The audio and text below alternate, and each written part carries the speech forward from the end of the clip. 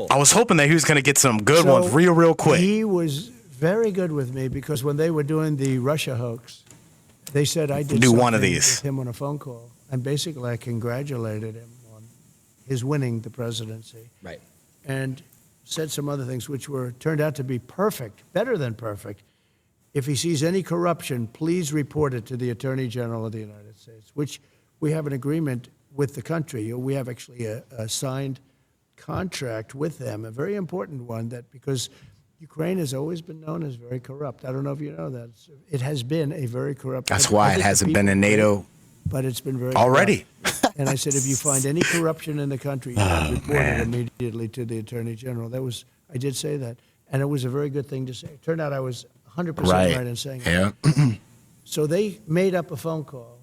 But fortunately, the phone was essentially taped. The call was essentially taped. I didn't know this, but which is wild. A lot of times when you're talking foreign leaders, they have tape. Or they have stenographers. And we had two professional, really great military stenographers. So every word. So when they said I did these things, I said, no, I didn't. And then I said, was that taped or did they have the stenographers? The answer was yes. And they got all the way down the line to impeach me. They wanted to impeach me over this phone call, a single phone call. And I knew that I had them because I had the tape or the stenographers, everything, perfect. Every word was said. And then they did the impeachment. And just before that, because I remember Nancy Pelosi was crazy, we can't impeach him. Look at what the phone call was. She saw the phone call. Yeah. And then they decided, well, let's do it anyway. Can you believe how bad these people are? Horrible. Let's do it anyway. I think I am going to let this run. That's where Tim Scott, a great guy from a senator from South Carolina, he said, wait a minute, I've just read the phone call. That phone call was, he was the first one to speak up. This is crazy. Tim Scott of South Carolina. Then Republican senators spoke up. And they were great. I mean, there was great, of course, the only one was Mitt Romney, real stiff. Mitt Romney, a real stiff. Right now. But and he actually voted. He actually only took a half a vote away, but everybody else voted for me, 100% unanimous with the Republicans. And it was fine. But what they did was they made up a call. And then when they found out that I had it essentially on tape, they looked really bad, and they had a decision to make. Do they pull it? And she said, no, we shouldn't be doing this, but let's go ahead with it anyway. I'm going to let it ride, folks. So you have to be careful. So let me just say about him. So when they called him and they asked him, did President Trump say anything that was inappropriate or wrong? He said, absolutely not. It was a very nice phone call. There was nothing unusual about it at all.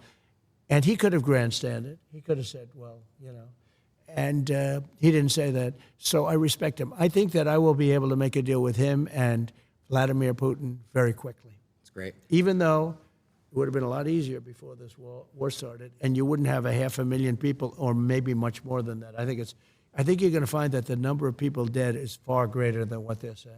That's a really nasty thing going on over there. But I think I will be able to get him and Putin together, and we'll get it ended. It would have never started if I were president. We had no chance of starting. I knew Putin very well, know him very well, and it was the apple of his eye. Ukraine was the apple of his eye. He did love it. He did want it, but he knew he couldn't do it. He wouldn't. He would not. He knew he could not do it. He would have never done it if I was president.